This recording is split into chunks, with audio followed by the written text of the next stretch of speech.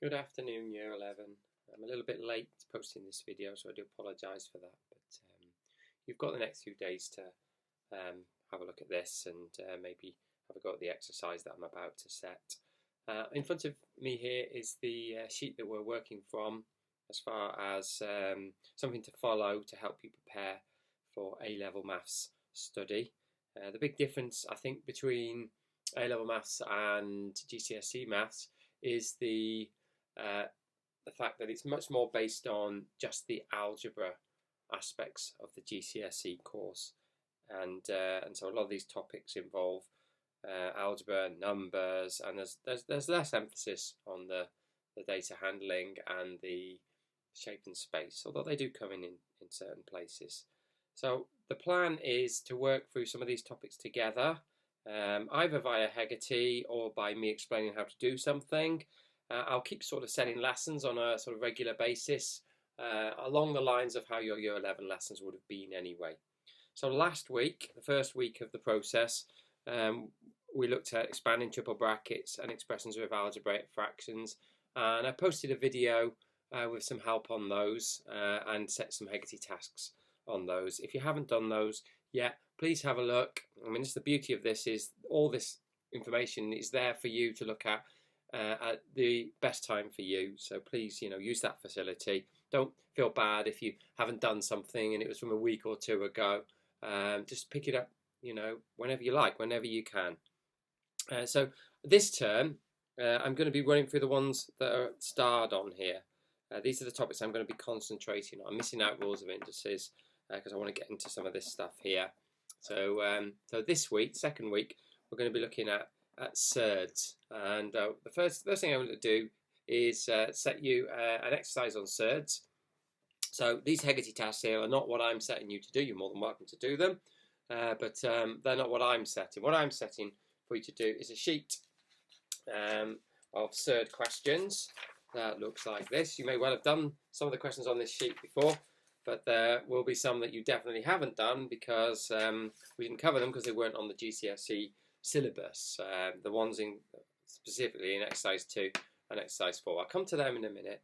So just as a recap, okay, I'm just going to go over how you simplify a surd like in question 1, and how you then simplify surds that are added together like in question 3, and then I'll also explain how to do exercise 2 and exercise 4 as well. You'll also be able to do exercise 5 when I've finished explaining it all to you properly. So let me just remind you how square roots manipulation works. It's the simplest thing in the world, this. If you have got two numbers that are inside a square root and you want to multiply them together like that, then the answer will be the square root of the two numbers multiplied together like that. Okay, as a simple example, I'll just make up a simple example. Suppose I asked you to do the square root of 9 multiplied by the square root of 4. According to this rule, the answer would be the square root of 9 times 4, which is the square root of 36, which is 6. Okay, so according to this rule, the square root of 9 times the square root of 4 is actually 6. But you get there by, first of all, timesing them together inside the square root and then actually working out the square root. To prove that that is right, what I could do is come over here and actually work out the square root of 9, which is 3, work out the square root of 4, which is 2, and then times those numbers together, and hey presto, I get 6 again, the same as what I got here. So this rule here clearly works. Root A times root B is equal to root AB. Now, an interesting special case of that is when it's root A times root A. Okay, so we can still, even though it's the same letter, we can still use the rule. So I end up with root A squared, because it's A times A, which is A squared, like that. And what happens to a number if you square it and then square root it? Well, if you square something, get an answer, and then square root the answer, you go back to where you started. In other words, this is just a. So the square root of a times the square root of a is a. Let me just write that again there. And that's another rule which you need to be sort of familiar with. It's a special case of that one. Now, I'm not going to go over this now, but you should also know that the rule works for divide as well. So if you had the square root of a divided by the square root of b, then that could be put into a simple single square root like that, the square root of a over b. And that's the third rule that you need to know about. Now, everything that I'm going to explain now, everything is based on those three rules. There is nothing new about anything I do from this point on. If you know those three rules, you can do any question you might get asked about surds if you know what you're doing. So, coming over to the sheet here, I'm just going to do a couple of questions from exercise 1 and exercise 3, and then I'll go back and explain how to do exercise 2, because that's a little bit different. So, exercise 1, I'm just going to pick a couple of questions to do, leave the rest for you to do. So let's go with question, I don't know, it doesn't really matter. Question, I'll do the last two, 15 and 16. Okay, so square root of 192 and the square root of 320. Remember my rules, I'll be using them in a minute.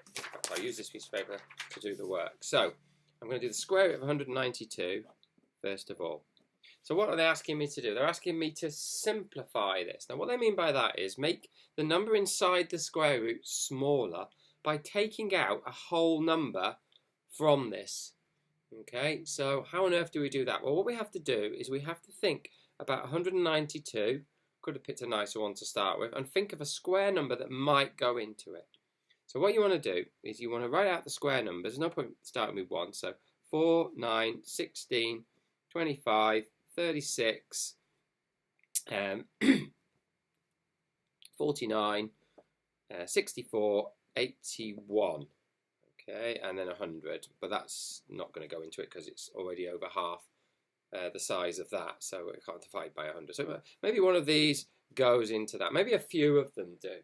So what we're looking for is the biggest number in that list that goes into 192. And I've just spotted which one it is.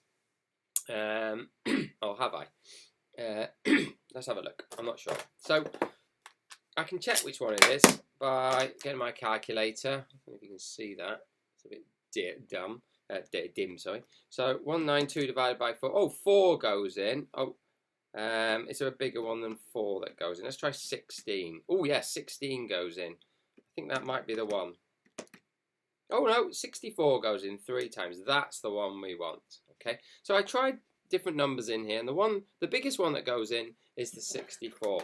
So what I need to do is I need to effectively, inside the square root, write square root of 192 as 64 times, and it was 3, like so. So I picked the biggest square number I could and rewrote 192 as square root of 64 times 3, like so. Then I'm effectively then going to apply this rule backwards. I'm kind of there at the moment. I've got two things times together inside the square root. So what I'm going to do is I'm going to split it into 2 separate square roots. So it becomes the square root of 64 times the square root of 3, like so. And then I can actually do that square root. And I can do it because I made sure that the number I chose to split the 192 into was a square number. And the thing about square numbers is when you square root them, you get a whole number answer. This is what I was looking for. So that is in fact 8. And that just stays as root 3. And it's done. If I were to get my calculator and just type in the square root of 192 and press equals, it will come up 8 root 3 like so. Now, while I'm thinking about it, 64 wasn't the only number that went into 192. 4 went in and 16 went in as well. Okay, so you may be asking, well, what would happen if I use those instead of 64? Well, what would happen is you'd get a different answer. It wouldn't be wrong, but the number you'd get in the square root would be able to be simplified further. Okay, so you want to try and pick the biggest square number you can from the list. Very quickly then, the square root of 320. So what might go into 320. So I think 64 goes in. So let's just go up. Let's start with 64 and go up from there. 81 clearly doesn't. 100 doesn't. 121. 140. Now these aren't going to go in, are they? It must be the 64 is the largest number that would go into this one. Bit boring. It's the same one again. So this is going to be the square root of 64 times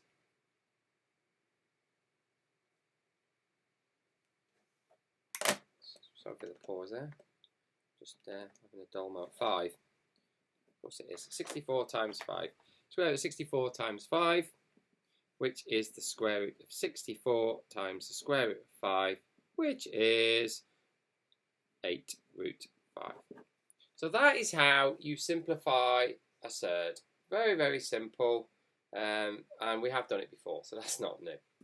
Okay, moving on then. I was going to miss out exercise 2, just go straight to exercise 3, and I'll pick just one to do from here. So I'll do the last one, root 500 minus 3 root 5. Root 500 minus 3 root 5. So when you have a takeaway sign, you can't actually do anything with these at the moment. You can only do some sort of takeaway if you've got the same square root. And these are different. This is square root of 500, this is square root of 5. But hang on a minute, what about if this can be simplified in such a way that it ends up with the square root of 5? Well, let's have a look. You see, it's quite an easy spot, this one. 500 is 100 times 5. And 100 square rooted is 10. So I end up with 10 root 5 minus 3 root 5, like so. And what happens now is I do the same as what I'd do if I had 10x minus 3x. If I had 10x minus 3x, you'd be happy for me to simplify that to 7x. So for exactly the same reason, if you've got 10 root 5 minus 3 root 5, that becomes 7 square root of 5. So that is how you do these calculations. And again, if I do it on my calculator and just press equals, it'll go straight to the answer, 7 root 5. You might be thinking, well, why do you need to do it without a calculator? So if you can do it on a calculator, because you need to understand this. A lot of the A-level maths is about your understanding of the topics, not just being able to slap a few buttons in on your calculator. So everything that I've done so far is not new. We have covered it before, okay, in our normal maths lessons, because it was on the GCSE maths syllabus. However, what I'm going to do now is new, and it's when you have a square root on the bottom of a fraction, like the ones in exercise 2 and also in exercise 4. So, what do you do then? Well, you are not allowed to have a square root on the bottom of a fraction. Let me show you what happens if you do it on your calculator. I'll just make one up to show you what happens. If I, for example, had 8 divided by square root of 3, like that, okay? And if I press equals, what the calculator will do, it will do some sort of clever calculation and turn that into something where the square root is not on the bottom. Let's have a look. 8 root 3 over 3. So the square root is now on the top. Okay, and these two things are the same thing, but this is much better than this. It's much better because if I was to get something else in the same equation or expression that's got another root 3 in it, I'd be able to add them together, the same as what I did with the root 5s here.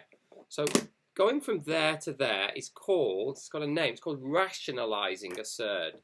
So it's called rationalizing a surd. And all you need to remember about that phrase is what it means getting the square root off the bottom and onto the top. That's what it is. Alright? And it's really easy to do. I would give you an example now from the exercise. So I'll do a couple of them. I'll do the last two. So 49 over root 7 is number 15. 49 divided by square root of 7. And we're going to rationalise that. So how do you do it then? Well, it's quite clever. What you do is you multiply this by 1. By 1. That's not very exciting, is it? Multiplying it by 1. That's not going to do very much, is it? It's going to stay the same. Precisely. That's the point. It will stay the same. What I haven't told you, though, is the way you write 1. You see, the thing about 1 is it can be written in lots of different ways. So, for example, 1 could be written as 6 over 6, or 9 over 9, or 2 over 2, or square root of 5 over square root of 5. So all of these are actually 1. So I could times this by any of these and I'd be effectively keeping it the same. So what I actually do is I times it by a version of 1 that I know is going to deal with this root 7 on the bottom. I times it by root 7 over root 7, like so. My pen's about to conk, hopefully it'll last out till the end of the video. If I times it by root 7 over root 7, well, when you times fractions, you times the tops together. It gives me 49 root 7. And you times the bottoms together. But hang on a moment. Didn't I say earlier, where is it, that root A times root A is A. In other words, root 7 times root 7 is 7, like so. So 49 over root 7 times by 1 is 49 root 7 over 7. And then these will cancel the 7 on the bottom with the 49 on the top to leave 7 on the top to give a final answer of 7 root 7. That is how you rationalise a surd. Let's do another one. They're all the same. 63 over the square root of 21. So I'm going to multiply by the square root of 21 over the square root of 21, which gives me 63 square root of 21 over 21. 21 goes into 63 3 times, so this is 3 square root of 21. Incidentally, this cancelling that I'm doing here won't always work. Remember the one I showed you on the calculator? That still had a fraction left on the bottom. That's because it didn't fully cancel out. So sometimes it will, sometimes they won't. So finally, it's a bit of a long video this. Let me just take you through one question from exercise 4. So let's have a go, say, at question 11. Okay, so question 11 is 60 over the square root of 20 plus 3 square root of 5. Right, okay, so I'm being asked to add these together, but they don't look anything like each other at the moment, so I definitely cannot add them at the moment. So what I'm going to do first of all is I'm just going to deal with this because I can see that this needs rationalising. I'm going to do it over the other side of my page. So I've got 60 over the square root of 20, which I can multiply by root 20 over root 20, which is effectively multiplying it by 1. And that gives me 60 root 20 on the top and 20 on the bottom.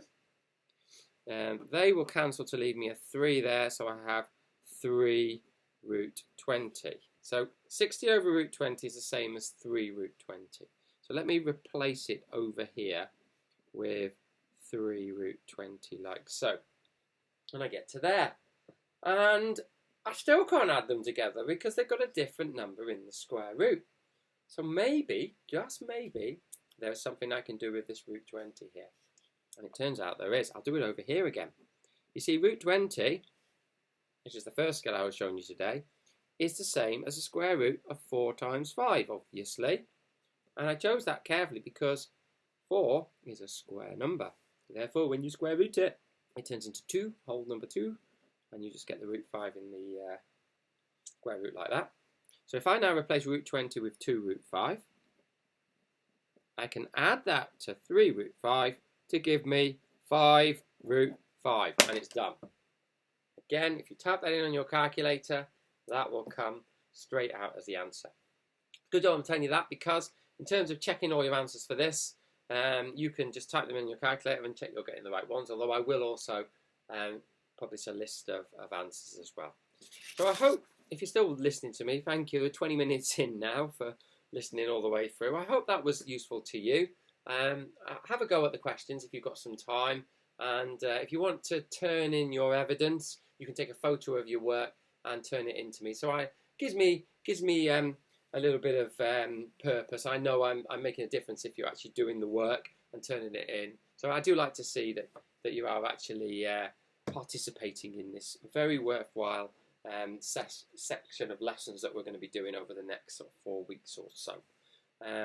We'll probably have a Zoom session at some point, so I can actually physically see you all and talk to you about how things are going. But we'll let things run along for a little bit to start with and make sure that everybody's getting into the work. Thank you for listening.